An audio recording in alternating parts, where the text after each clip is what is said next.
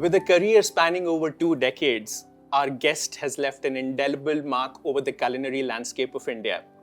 He is a renowned chef, a television personality, author of multiple cookbooks, and is also one of the campaign ambassadors for European Union's More Than Food campaign, introducing EU food and drinks in India. Please join me in welcoming the one and only Chef Ajay Chopra. Chef, how are you doing? I'm very well, Samir. Thank you so much for this long introduction. You've been in the news. I've heard a lot about banter over brunch. How did that go? Well, I think that was fantastic. We did that banter over brunch in Delhi, and we had a lot of people from the B2B segments, a lot of restaurateurs, a lot of food traders, and I think it was amazing. So what I did was, it was a large brunch, but a pre-plated brunch. So Chef, tell me one thing. Were you always so passionate about food? Well, I think the answer is yes.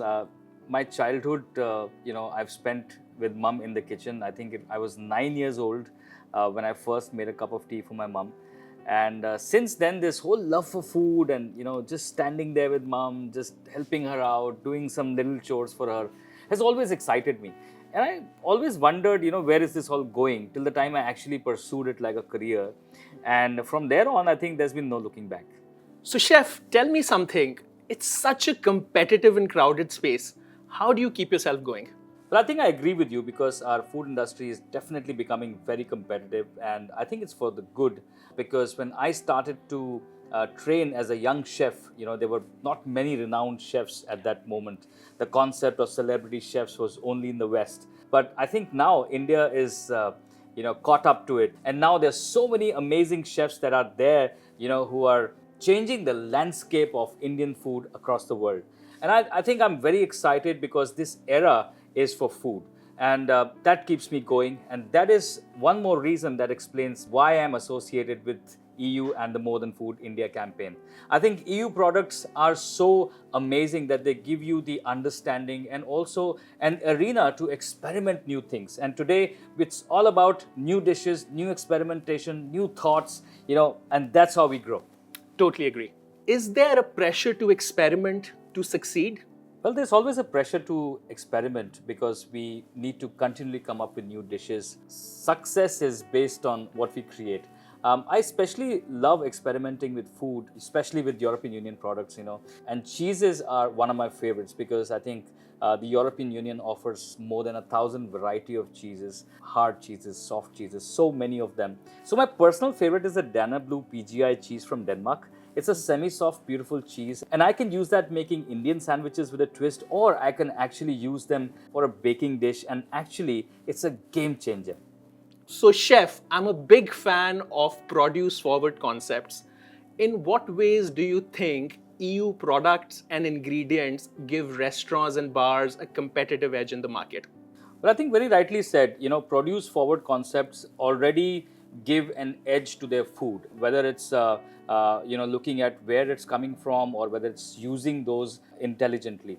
Produce forward restaurants are always successful. They don't need any marketing gimmicks. Correct. And I think European Union products have the edge over that. The merit of European Union food products is that every single product is authentic, and it comes with labels like the PGI label, the PDO labels. To give you a quick example, you've heard about Parmigiano Reggiano, right? Of course I have. The Parmesan cheese, which is renowned world over. It can only come from 5 different places that are actually certified, because the milk has to be certified, the process has to be certified. In fact, Parmigiano Reggiano is made after several quality checks. It has to be matured for 12 months, and then only it can be called as Parmigiano Reggiano. Now, if you are going to use any of these products with such authenticity, such stringent efforts, then obviously your food is going to taste amazing. Agree. I was in Italy a few months ago, and I actually visited a cheese farm and saw the whole process. It's a proper ecosystem in itself, and it's really, really endearing. And the whole beautiful part of this is that it's a family tradition. Why I'm saying this is authentic, because it's been running as a family tradition, so they believe in that, they follow that. Also, the PGI and the PDO labels actually help, because they are GI indicators of the temperature, the season, and that is what makes the whole produce different. And Samir, one more amazing thing about European Union food and beverages is that every single produce that comes to our tables or comes to our kitchens, it is tested for the greatest hygiene and quality purposes. It's very important for them because, right from the produce, where it's coming from, to the process of making it and then finally delivering it to us, it is all measured, it's all stamped, it's all under very stringent rules. And that makes it beautiful because every bite is a burst of flavor. And for me as a chef, it just helps me to create a new flavor, a new bite every single time. So, chef, how does European Union safety and hygiene practices help you? Well, I think as a chef, I have to be free in my creative zone.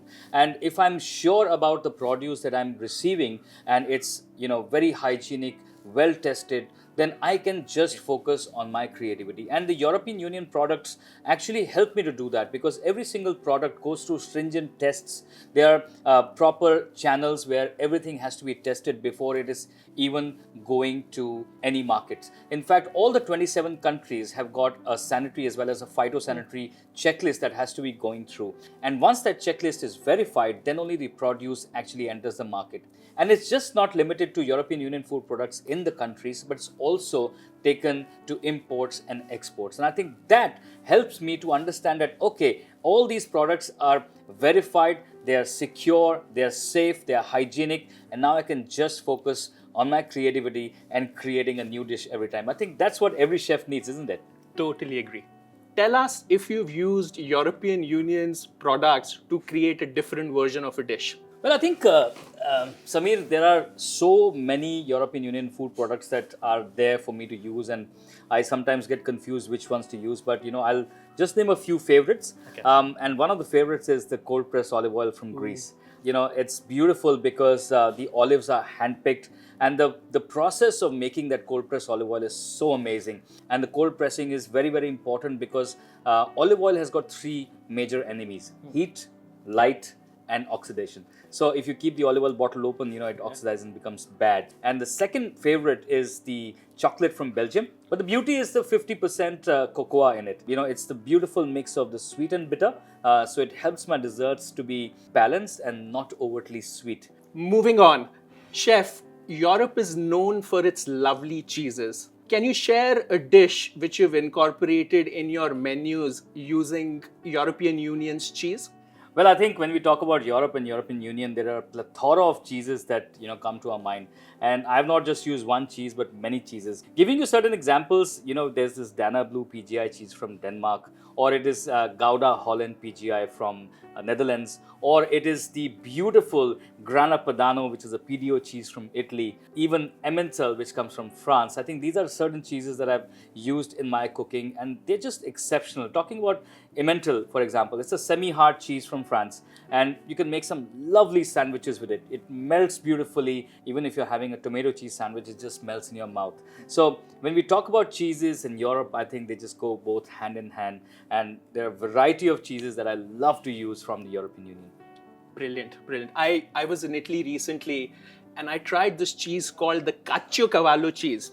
Now, generally for pizzas, we use buffalo mozzarella, but chef, trust me, when we tried it with the Caciocavallo, it was absolutely brilliant. And I think the beautiful part about cheeses from the European Union is the authenticity. And all of these is traceable. So for a chef, these are the two traits that you look for, that the flavor is authentic. If you're talking about a Parmigiano Reggiano, it has to be that beautiful, creamy flavor. And that's what makes the European cheeses great to use.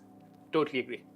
Can you describe your approach in sourcing and selecting high quality ingredients for your dishes? So if I have to create a high quality dish, I need high quality ingredients. And I think research and sourcing are correlated, and they're very, very important.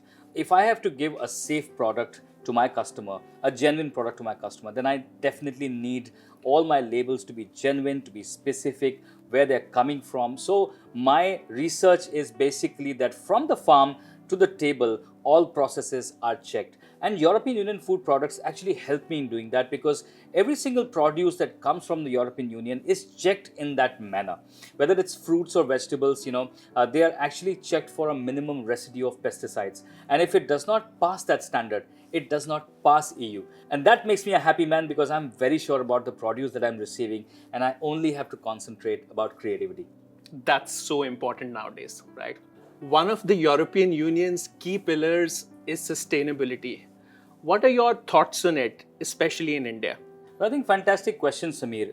With more and more awareness about sustainability, it is becoming indispensable to move away from it. As people in the food industry, we are very much aware of it. But as a market, I think the awareness is growing. The awareness is becoming wider as to where this produce is coming from, where all has it traveled. But the sad part is that I really don't see a very strong movement around it. But I'm so happy to be associated with the European Union, because they're not just using it as a trend. They're actually following every single trace from the farm to the table. And it's very important to understand that, because then only sustainability can be described as a concept and people can start making this as a lifestyle. Otherwise, it's just a term. Yes, I totally agree. We need to start somewhere. Well, absolutely. I think this is a perfect wake-up call for all of us at this time. And I really thank European Union for making me a part of this revolution, because it's much required today. We just don't talk the sustainable word, but we actually live a sustainable lifestyle. And talking about sustainability, it's very important to also understand how I use products in my kitchen. And I love to use European Union products in my kitchen purely because, whether you talk about dairy, talk about cheeses, or talk about meats, they're all made with carbon efficient production. And that is so, so important. Well, another thing that we do in our kitchens is to make sure that all our kitchen waste is used, so that this whole thing of sustainability continues. Now, with the festive season round the corner, Chef, can you share some of your signature dishes? Well, I'm getting ready for the festive season. I have created some recipes which you can easily make at home. Whether it's praline butter cookies using chocolate from Belgium, or gourmet butter from France, or sugar sticks from Hungary. In fact, there's a beautiful dish that can be created is a chocolate sandesh using chocolate from Ireland. Well, these are some delightful desserts and will make your festive season definitely delightful. Sounds delicious. As we move on to the end of the segment, do you have any future goals or aspirations that you'd like to achieve? My goal has been and will be to see Indian food on the global platform.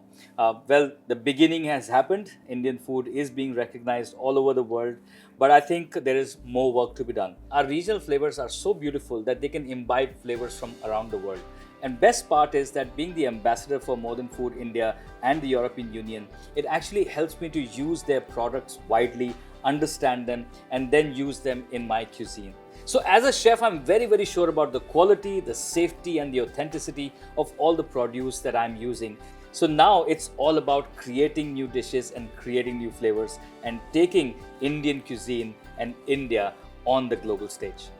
I wish you the best of luck. Chef, thanks for the insightful conversation. Thank you so much. Appreciate the time. Thank you so much.